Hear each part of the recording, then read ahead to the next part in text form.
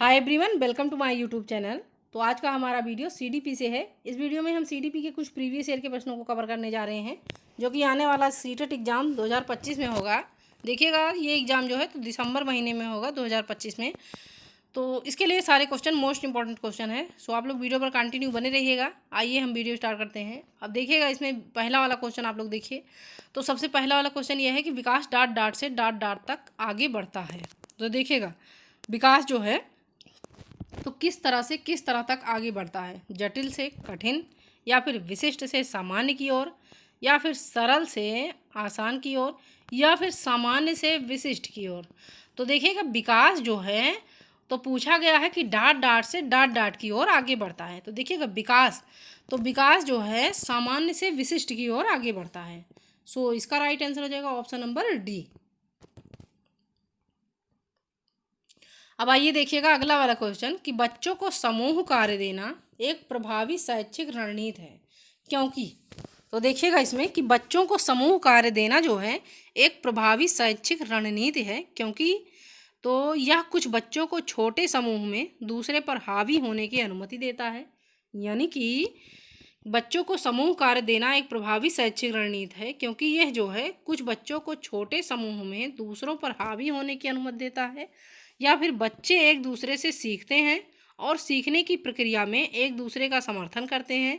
या सी है कि बच्चे जल्दी से अपना काम करने में सक्षम होंगे। या ऑप्शन नंबर डी देखिएगा कि यह शिक्षक के काम को कम करने में सहायता करता है। तो आइए देखिएगा कि बच्चों को समूह कार्य देना एक प्रभावी शैक्षिक रणनीति है, क्योंकि ये जो है कि बच्चे एक दूसरे से सीखते हैं और सीखने की प्रक्रिया में एक दूसरे का समर्थन करते हैं। सो इसका राइट आंसर हो जाएगा ऑप्शन नंबर बी। अब देखिएगा अगला वाला क्वेश्चन कि बच्चों की त्रुटियों के बारे में निम्नलिखित में से कौन सा कथन सही है। तो देखिए, पहला वाला ऑप्शन है कि बच्चों की त्रुटियां सीखने की प्रक्रिया का हिस्सा होती हैं। यानी बच्चों की त्रुटियों के बारे में जो सबसे सही कथन होगा कि बच्चों की त्रुटियां जो है तो वो सीखने की प्रक्रिया का हिस्सा होती हैं। या बी है कि जब शिक्षक मृदु होते हैं और गलतियों के लिए उन्हें दंडित नहीं करते तो बच्चे से त्रुटियां होती हैं। या सी वाला ऑप्शन देखिएगा कि बच्चों की त्रुटियां शिक्षक के लिए महत्वहीन हैं और उन्हें सिर्फ गलतियों को बाहर निकालना चाहिए और उन पर ध्यान नहीं देना चाहिए। तो ये ऑप्शन तो बिल्कुल होने वाला नहीं है। उसके बाद ये भी नहीं होगा, बी वाला भी नहीं होगा कि जब शिक्षक मृदु होते हैं और गलतियों के लिए उन्हें दंडित नहीं करते तो बच्चे त्रुटियां करते हैं। तो ये तो होने वाला नहीं है, क्योंकि बच्चे को आपको दंड देना नहीं है सीटेट एग्जाम में। तो ये बी और सी तो होगा नहीं। उसके बाद डी देखिएगा कि बच्चे त्रुटियां करते हैं क्योंकि वे लापरवाह हैं। तो ये भी नहीं होगा।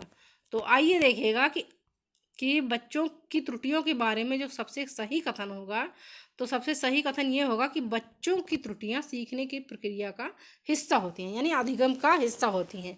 बच्चे जो गलतियां करते हैं तो वो सीखने का, अधिगम करने का या फिर सीखने का हिस्सा होती हैं। सो इसका राइट आंसर रहेगा ऑप्शन नंबर ए। अब आइए देखिएगा अगला वाला क्वेश्चन। तो नेक्स्ट नंबर क्वेश्चन ये है कि निम्नलिखित में से कौन सा बाल विकास का सिद्धांत नहीं है। सो आइए देखिएगा इसमें कि पहला वाला ऑप्शन देखिए, पूछा गया है कि निम्नलिखित में से कौन सा बाल विकास का सिद्धांत नहीं है। ए है कि विकास की दिशा का सिद्धांत, यानी विकास की दिशा का सिद्धांत जो है तो बाल विकास का सिद्धांत नहीं है। या फिर विकास क्रम की एक रूपता का सिद्धांत। या सी है कि विशेष से सामान्य की ओर का सिद्धांत। या डी है कि एकीकरण का सिद्धांत। तो आइए देखिएगा, पूछा गया है कि निम्नलिखित में से कौन सा जो है बाल विकास का सिद्धांत नहीं है। सो इसका राइट आंसर हो जाएगा ऑप्शन नंबर सी कि विशेष से सामान्य की ओर का सिद्धांत जो है तो ये बाल विकास का सिद्धांत नहीं है। राइट आंसर इसका हो जाएगा ऑप्शन नंबर सी। अब देखिएगा अगला वाला क्वेश्चन कि कोहल वर्ग के सिद्धांत के पूर्व पारंपरिक स्तर के अनुसार एक व्यक्ति नैतिक निर्णय लेते समय किसकी ओर मुड़ेगा। तो देखिएगा, कोहल वर्ग के सिद्धांत के पूर्व पारंपरिक स्तर के अनुसार पूछा गया है कि एक व्यक्ति नैतिक निर्णय लेते समय किसकी ओर मुड़ेगा। ए है कि व्यक्तिगत जरूरतों और इच्छाओं की ओर, या फिर व्यक्तिगत मूल्यों की ओर। या सी है पारिवारिक उम्मीदों की ओर। या फिर ऑप्शन नंबर डी देखिएगा कि संभावित सजा शामिल है।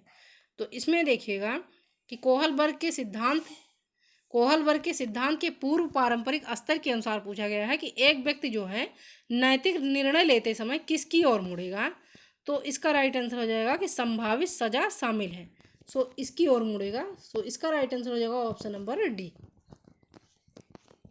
अब देखिएगा नेक्स्ट नंबर क्वेश्चन कि यहाँ तक कि समान आयु के बच्चे भी अन्य चीज़ों के साथ उपस्थित क्षमताओं, स्वभाव, रुचियों, योग्यता में काफ़ी भिन्न होते हैं। अब इस संबंध में स्कूल की क्या भूमिका है? तो पहला वाला ऑप्शन है कि बच्चों के आकलन के मानकों को निर्धारित करना। बी है कि सुनिश्चित करना कि शिक्षक मानकीकृत निर्देश और पाठ्य पुस्तकों का उपयोग करते हैं। मानकीकृत तो होगा नहीं, मानक भी नहीं होगा। देखिएगा मानकीकृत, मानकीकृत, तो ये तो होने वाला नहीं है। उसके बाद सुनिश्चित करना कि सभी बच्चे एक ही तरीके से विकसित होते हैं, तो ये भी नहीं होने वाला है। फिर देखिएगा डी वाला कि सुनिश्चित करना कि प्रत्येक बच्चे को उसकी क्षमता के अनुसार विकसित होने के अवसर मिलते हैं। तो देखिएगा इसमें कि यहाँ तक कि समान आयु के बच्चे भी अन्य चीज़ों के साथ उपस्थित क्षमताओं, स्वभाव, रुचियों, योग्यता में काफ़ी भिन्न होते हैं। इस संबंध में स्कूल की पूछा गया है कि क्या भूमिका है? तो देखिएगा इस संबंध में स्कूल की ये भूमिका है कि स्कूल को सुनिश्चित करना कि प्रत्येक बच्चे को उसकी क्षमता के अनुसार विकसित होने के अवसर मिले। सो इसका राइट आंसर हो जाएगा option number D. Next number question देखिएगा कि इनमें से कौन सा विकास का सिद्धांत नहीं है? तो विकास संशोधन योग्य है, ये विकास का सिद्धांत नहीं है। या विकास अकेले संस्कृति द्वारा शासित और निर्धारित किया जाता है। या विकास जीवन भर है। या विकास आनुवंशिकता और पर्यावरण दोनों से प्रभावित होता है। तो इसमें कहा गया है कि कौन सा जो है विकास का सिद्धांत नहीं है। सो इसका राइट आंसर हो जाएगा ऑप्शन नंबर बी कि विकास अकेले संस्कृति द्वारा शासित और निर्धारित किया जाता है। तो ये विकास का सिद्धांत नहीं है। राइट आंसर इसका हो जाएगा ऑप्शन नंबर बी। अब देखिएगा नेक्स्ट नंबर क्वेश्चन कि प्रगतिशील शिक्षा। तो देखिए कि प्रगतिशील शिक्षा जो है वो कैसी होती है?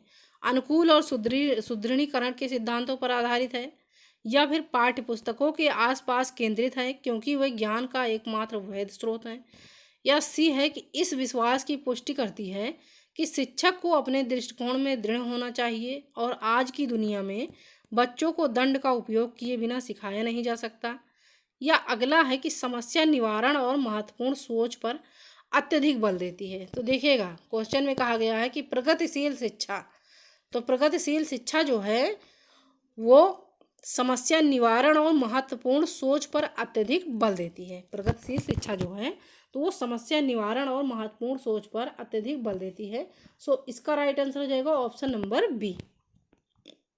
आइए देखिएगा अगला वाला क्वेश्चन कि अमूर्त वैज्ञानिक सोच के लिए क्षमता का विकास किस चरण की एक विशेषता है? तो देखिएगा कि अमूर्त वैज्ञानिक सोच के लिए क्षमता का विकास किस चरण की एक विशेषता है? मूर्त संक्रियात्मक चरण की एक विशेषता है, या औपचारिक संक्रियात्मक चरण की एक विशेषता है, या फिर संवेदी पेशीय चरण की एक विशेषता है, या डी है कि पूर्व संक्रियात्मक चरण की एक विशेषता है। तो देखिएगा इसमें कि अमूर्त वैज्ञानिक सोच के लिए पूछा गया है कि क्षमता का विकास किस चरण की एक विशेषता है। सो इसका राइट आंसर हो जाएगा ऑप्शन नंबर बी कि औपचारिक संक्रियात्मक चरण की एक विशेषता है। सही उत्तर इसका हो जाएगा बी वाला ऑप्शन।